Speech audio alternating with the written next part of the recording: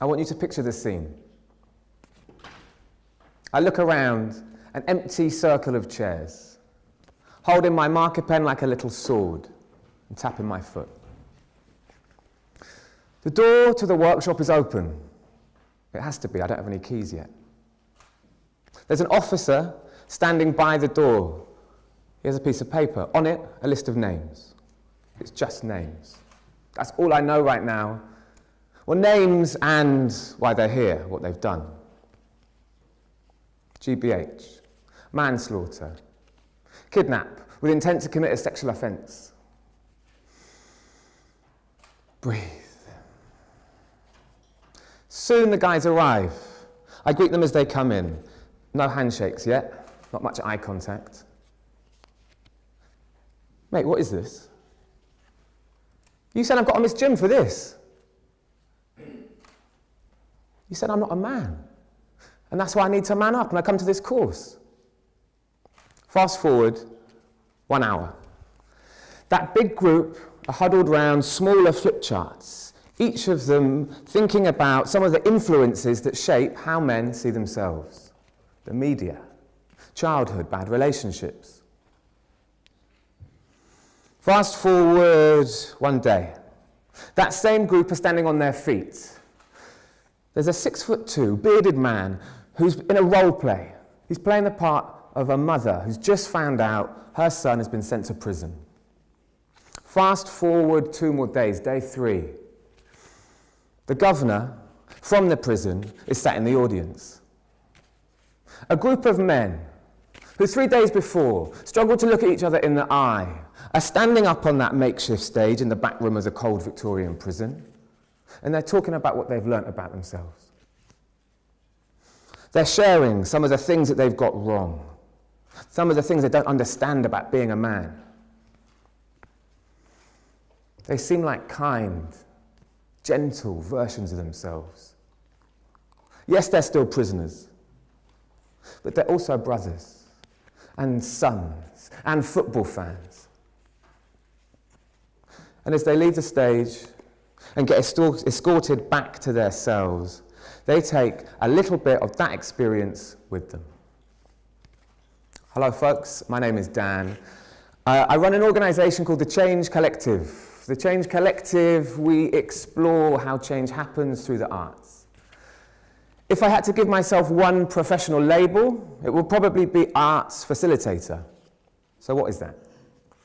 Basically, I work with groups that might often be labelled marginalised or at risk. Young people, refugees, people with experience of the criminal justice system. I use the arts very broadly as a way into this kind of work, to help people look at what's working, what's not working, to maybe challenge, change attitudes, behaviours. Theatre is my background, and is often my weapon of choice, but not always. Sometimes it can be simply getting groups together in a room, talking, dance, creative writing. Some of the projects last for 3 hours. Some can last for 3 days, like the prisons project I talked about. Some can last for a week, 2 weeks, 3 months and longer. The projects are always practical. This is a group I worked with in Sudan on a project bringing young artists from Sudan, South Sudan and Ethiopia together. This is a group from Jordan, again, a group of young artists who I brought together to see how they might be able to bring their arts practice to support communities. This is me doing limbo in Uganda. This is a group in Ukraine, and these guys, a group in Brazil. I worked in Brazil with an incredible organisation called Afro Reggae. Now, they use music as their weapon of choice, working in some of Brazil's super violent favelas, where those young people have a clear choice between getting involved in music and getting involved in the drugs trade, either as a victim of or part of. This work, these projects are always different. The groups are different, the context is very different, the approach might be slightly different, but almost without fail, and it can fail, and it definitely does fail.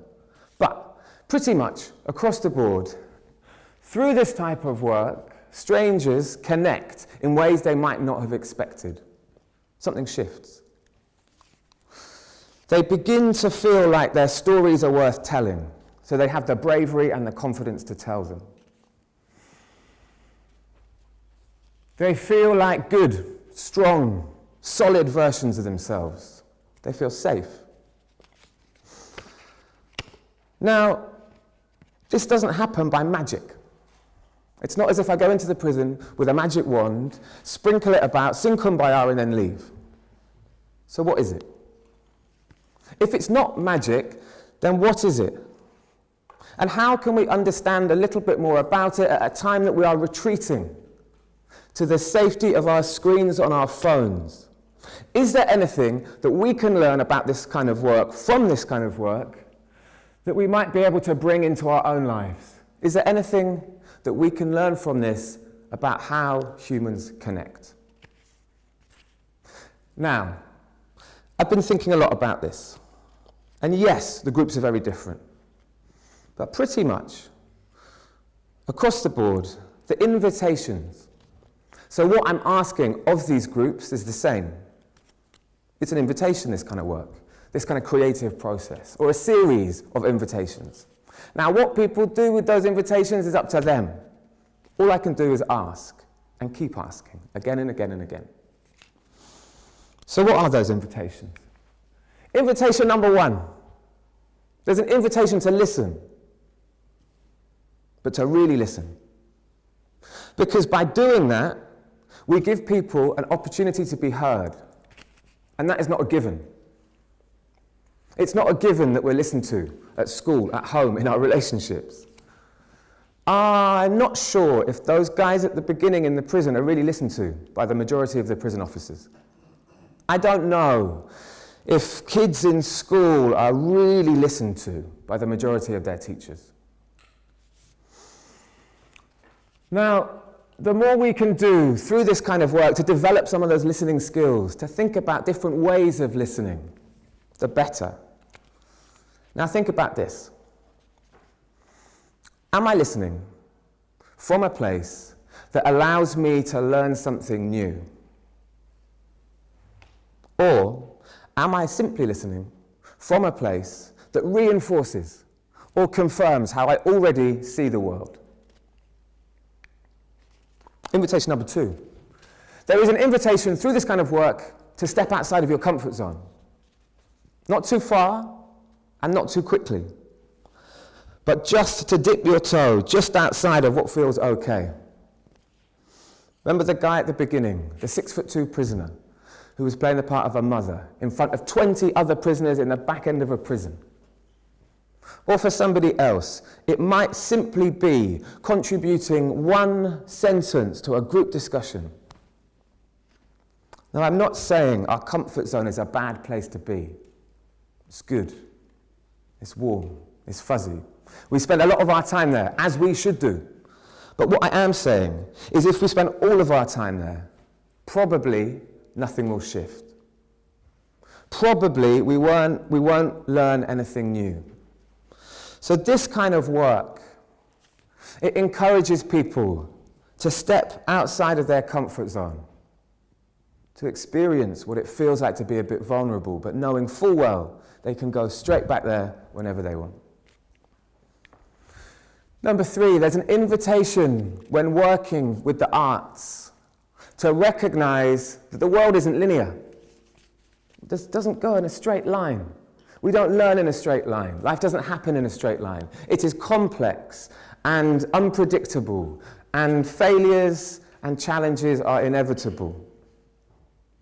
Let's acknowledge this and accept this. There is lots that we can control, but there's a huge amount that we can't control. So let's be kind to ourselves when we do mess things up. Yes, take responsibility for the things that we get wrong or the things that we don't know, but do it with kindness and compassion. Number four, there is an invitation to tell your story. And that's not easy. Tell as much of it as you want, as much of it as you feel comfortable to, but tell it. We're all carrying stories. They make us who we are. They are all valid. They are unique. They have got us to this point today, and they will inform the direction that we go from here. But recognize that the more you understand about your own story, the more you will be able to deal with somebody else's story and hopefully respect it. My story is my story, and my perspective is my perspective. It's different to yours, but that's okay. Oh, not quite thank you just yet, but thank you. So I wouldn't write these on a flip chart at the beginning of a workshop. They would run a mile. But through this kind of work, through this kind of creative process, every time I get a group of people in a room together, this is exactly what I'm inviting them to do. I'm encouraging them to accept these invitations. And that is what creates the conditions whereby things can start to move forward. Things can start to shift. This kind of work is powerful because it strengthens human connection. It develops empathy. It allows me to understand more, to value difference, to be okay with my failures and my insecurities. It encourages me to play, to laugh, to have fun. So, this is my invitation to you. To see what might happen if we accept some of this. Or even better, if we ask the people around us to do some of the things that I'm encouraging the guys in the prison to do. The work that I've done has been with the prisoners. But it also needs to happen with the prison officers, the governors, the commissioners, the MPs. Let's hold a mirror up to ourselves sometimes and see what we might be able to discover. Let's invite the people sat around our dinner table to do some of this. Let's invite the people sat next to us today to do some of this. But even better, let's invite ourselves. Let's listen. Next time you hear somebody who has a different opinion to yours, bite your tongue. Or even better, ask them to elaborate a little bit more. Let's step outside of our comfort zone. If anybody asks you to do a TED talk, and you haven't had any sleep for 2 months because you've just had a little baby boy, say yes. Let's recognize that the world isn't linear, that things won't go as we plan them to. But that's okay. Let's plan for the fact that we might need to change our plans. And let's tell our story. Be proud of who you are and where you're from.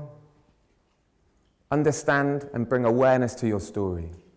But recognize that it won't be shiny. It won't be perfect. But you know what? Nobody's is. So all of this is just tools. It's just an approach. You put it in your toolbox and you use it as and when. It might not be right. It definitely won't solve all the worries of the world. But it might lead to more connection. It might lead to more understanding. It might lead to braver and more authentic relationships. I'm not saying that every time you go on the tube or a train, you need to be best friends with everyone in the carriage. I'm not saying that every time you go to Tesco's or Sainsbury's, you get a prawn sandwich and then you invite everyone for Christmas dinner. But what I am saying is let's listen to what's working in that prison with those brave, brave men who did accept these invitations.